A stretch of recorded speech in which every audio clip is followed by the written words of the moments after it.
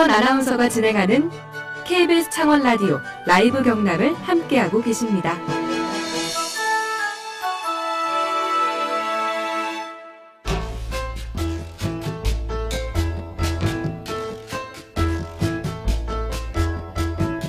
지역에서 발견하는 세상 이야기를 함께 나눕니다. 김태훈의 썰. 지역 스토리텔링 연구소 김태훈 소장과 함께합니다. 소장님 안녕하세요. 네, 안녕하세요. 네, 소장님 오늘의 퀴즈 소장님이 한 번 더 소개해 주실까요? 네, 오늘 좀 난이도가 굉장히 높은 것 같아서요. 잘 들으셔야 될 것 같아요. 귀를 좀 더 세우고 들으셔야 될 것 같습니다. 네, 최근 마산만과 진해만 일대에 이 물고기가 집단으로 폐사하는 일이 있었는데요. 등푸른 생선 중 하나인 이 바다 물고기는 무엇일까요?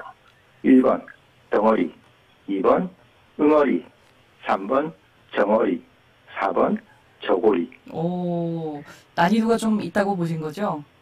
굉장히 좀 잘 안 들릴 것 같아요. 외우기는 너무 힘들 것 같습니다. 그렇죠. 그럴 것 같아요. 샵 2891번으로 보내주십시오. 최근 이것 폐사 때문에 논란이 많았죠. 덩어리, 응어리, 정어리, 저고리 넷 중에 하나 골라주십시오. 자, 소장님 오늘은 어떤 썰 풀어주시겠습니까? 네, 지난 20여일간 창원 시민의 큰 걱정거리였죠. 정어리 떼 죽음 사태가 있었는데, 네. 그게 이제 그저께 이제 원인이 밝혀졌다고 하네요. 네. 그래서 오늘 이제 정어리 얘기 좀 해볼까 합니다. 수산과학원이 내린 잠정 결론 보니까 산소 부족이 원인이더라고요. 네네. 근데 저는 잘 납득이 안 가던 게 어떻게 물고기들이 산소 부족으로 인해서 200톤 넘게 죽을 수가 있어요. 아무래도 우리가 이제 물속 환경을 잘 모르니까 한계가 있는데, 저는 좀 어떤 상상을 하게 됐냐면, 네. 이 수많은 군중이 몰려가다가 이렇게 압사하는 사고 한 번씩 있지 않습니까? 근데 그 압사를 의학적으로는 외상성 질식사라고 하거든요. 네. 그러니까 허파가 이제 눌리면서 숨을 잘 못 쉬게 돼서 사망하는 경우인데, 그런 거하고 좀 비슷하지 않을까. 예를 들면, 이제 압사 사건 중에 세계적으로 가장 유명한 사건이 1989년도에 영국 리버풀에서 축구 경기장에서 일어난 사건이거든요. 아마 축구 팬들은 잘 아실 텐데, 이때 이제 아주 유명한 경기가 있으면서 입장객들이 굉장히 많이 몰렸습니다. 그때는 이제 입석 좌석이 있었거든요. 네. 그래서 이제 한 명씩 이 지하철 개찰구처럼 한 명씩 들어가게 돼 있는데, 사람이 너무 많고 경기 시간은 닥쳐오고 하니까 그 경기 진행하는 측에서 빨리 들어오게 하려고 다른 쪽 문을 열은 거예요. 예. 이게 퇴장하는 문. 그러다 보니까 이제 사람들이 쏟아져서 막 달려가기 시작하는 거죠. 그러다가 이 경기장과 객석을 나누는 철망이 있는데 거기에 이제 차곡차곡 쌓이기 시작합니다. 사람들이요? 예. 근데 그 뒤에 사람들은 모르잖아요. 그렇죠. 계속 그러니까 나오죠. 계속 들어가는 거죠. 그게 30분이 지속이 되거든요. 30분이 지속이 되다가 그 철망이 쓰러지면서 이제 상황이 끝나게 되는데, 네. 그때 그 철망에 끼어서 돌아가신 분만, 질식사하신 분만 96명이나 정말요? 다친 사람이 766명이나 돼요. 근데 이게 이제 엄청나게 큰 사건이었죠. 그래서 제가 이걸 왜 상상을 했냐면, 네. 그 CCTV를 보니까, 이제 드라마 세트장에 있는 CCTV 보니까, 그 새벽 1시경에 보니까 이렇게 정치대들이 들어오는 게 보이더라고요. 이 수면 위로 막 기어오르고 하는 것들. 이게 막 이렇게 들어오는 게 보이다가, 어느 순간 갑자기 잠잠해지면서 이제 떠오르게 되는데, 질식에서 떠오르게 되는 모습을 보다 보니까, 바다 밑에서 그런 좀 상황이 보여진 게 아니었을까. 그런 좀 제 나름대로 좀 상상을 해봤습니다. 근데 조금 아찔하긴 해요. 이렇게 정어리가 때로 죽는 거는 거의 처음 있는 일이라고 하던데, 네. 남해안에서 일반적으로 산란하는 시기가 겨울이라면서요? 맞습니다. 근데 어떻게 이런 일이 벌어진 걸까요? 일단 정어리 특징이 엄청나게 많은 숫자가 때로 몰려다닌다는 그런 특징이 있지 않습니까? 네. 동물의 왕국에도 보면 항상 정어리떼들이 등장을 많이 하죠. 근데 이제 저도 이것 때문에 한번 기록을 한번 살펴봤습니다. 이게 굉장히 특이한 일인가. 그래서 좀 살펴보니까 그 한반도에서 엄청난 규모의 정어리떼가 처음 등장한 기록상입니다. 기록상으로 처음 등장한 때가 일제시대였어요. 1923년 가을 동해안에 이제 등장을 하게 되는데, 그때 동아일보 기사를 보면 요새 그때 함경북도 성진 바다에 난데없이 고깃대가 몰려와서 손으로 건질 만한 형편이다.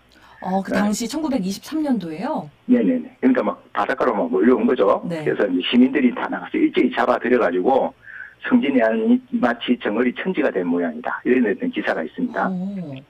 그러면서 이제 정어리 떼가 그 이후로 이제 종종 한반도를 찾아오게 되는데 가장 많이 잡혔을 때가 1937년이래요. 네.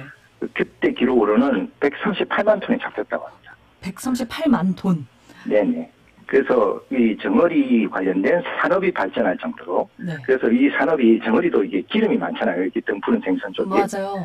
그래서 이제 그 기름을 이게 활용을 하는 그런 산업이 발전을 했는데, 근데 그때 기름의 상당 부분이 군용으로 많이 사용이 됐던 거죠. 일제 때. 아. 예. 그래서 사람들이 이제 뭐 공장도 생기고 막 이렇게 한 겁니다. 네. 근데 그러다가 돌연 이 정어리가 사라진 때가 있어요. 그게 1942년입니다. 그러니까 한참 일본이 태평양 전쟁을 할 때죠. 우리나라를 엄청나게 이렇게 착취할 때였죠. 그때가. 그때 갑자기 사라지다 보니까 산업이 붕괴를 한 거예요. 그러니까 우리나라 어민도 타격을 입고, 그 다음에 전쟁을 일으키고 있는 일본군 입장에서도 갑자기 기름 문제가 생긴 겁니다. 네.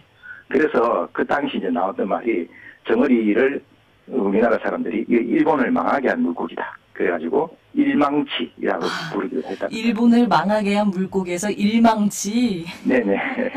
그리고 이제 또 기사를 좀 훑어봤어요. 그랬더니 1970년대에도 정어리가 또 대량 포획된 적이 있습니다. 네. 그래서 그때 우리나라 처음으로 우리 기술력으로 정어리 통조림을 이렇게 만드는 거죠. 오, 저희 청취자 3353님도 과거에 과잉 생산되면서 통조림을 많이 만들었다는 문자를 주셨어요. 예. 근데 이게 정어리가 항상 있는 게 아닌 거예요. 이게 상대적으로 어획량이 원래 꽁치 고등어가 우리가 좀 쳐주는 고기잖아요. 네. 근데 그게 정어리 때문에 이제 줄어든 거죠. 그래서 그 대용으로 했는데 이것도 마찬가지로 일제 때하고 비슷하게 이 한동안 나타나다가 또 사라지는 거예요. 그러니까 이게 뭐 이렇게 막 때려 몰려오는 게 늘 있는 건 아니지만 종종 있는 일이었다. 이렇게 이해를 하시면 될 것 같습니다. 그렇군요. 1923년도부터 이렇게 역사를 쭉 한번 살펴봤어요. 근데 이번 사건을 보면서 많은 분들이 이거 진짜 기후위기가 너무 심각한 거 아닌가? 환경이 너무 무섭다. 이런 얘기들 많이들 하시더라고요. 네. 소장님 어떻게 보셨어요? 예, 저는 좀 이렇게 기후위기를 좀 연결시키는 거는 좀 너무 게으른 결론이 아닌가. 그래요? 예, 이게 물론 이제 기후위기 아닌 게 없죠. 다 위험하긴 하고, 그리고 우리 공포가 있지 않습니까? 네. 근데 이제 이렇게 정어리 떼가 집단으로 폐사하는 사례가, 옛날에도 좀 있었고요. 그리고 이제 전 세계에서도 종종 나타나는 일인데, 특히 이번 같은 경우는 뭐 또 수질에 문제가 있는 것도 아니고, 독극물도 아니고, 뭐 수온 때문에 갑자기 죽은 것도 아니고, 네. 특히 이제 바이러스 감염이 아니었잖아요. 예. 만약 바이러스였으면 아마 기후위기는 얘기해도 좀 설득력이 있을 것 같은데, 그래서 좀 이렇게 너무 기후위기로 몰아가는 거는 좀 무리가 있지 않나. 네. 그래서 이 부분은 이제 이번 사태랑 되게 비슷하게, 좀 자주 언급되는 사례가 2011년도에 미국 캘리포니아에서도 해변에서 정어리가 한 250만 마리가 죽었어요. 떼죽음이 된 거죠. 예, 그 사건이 자주 나오는데, 이때는 또 무슨 얘기가 있었냐면, 이 지구고가 종말이 된다는 얘기가 많이 있었습니다. 아, 그렇죠. 왜냐하면, 그때 이제 마야력으로 볼 때 2012년도에 지구가 멸망한다는 설이 있었거든요. 네, 고대 마야력에 따르면. 네네네. 그래서 2011년도에 그 사건이 벌어지다 보니까 이 지구 종말되는 거 아니냐 이런 또 얘기가 있었거든요. 네. 그래서 이제 뭐 사건을 이렇게 너무 확대 해석하지는 말자. 그리고 이제 이게 전혀 없애야 될 일이 생긴 것도 아닌 것 같고요. 네. 그러면서 사건은 사건으로 좀 바라봤으면 좋겠다 싶습니다. 네, 그래도 무분별한 뭐 개발 이런 것들이 영향을 줬다는 주장도 새롭게 제기됐으니까요.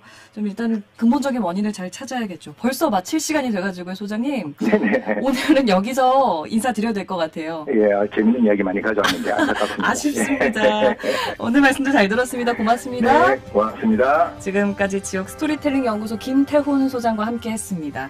오늘 퀴즈 정답은 3번 정어리였습니다. 보내주신 분들 중에 당첨자 안내해 드릴게요. 카카오톡 아이디 도영님 3353-7341-4532 네 분입니다. 커피 교환권 맛있게 드시고요. 커피 맛있게 드시고요. 금요일 준비한 순서 여기까지입니다. 저는 아나운서 송지원이었습니다. 라이브 경남 함께 해주셔서 고맙습니다.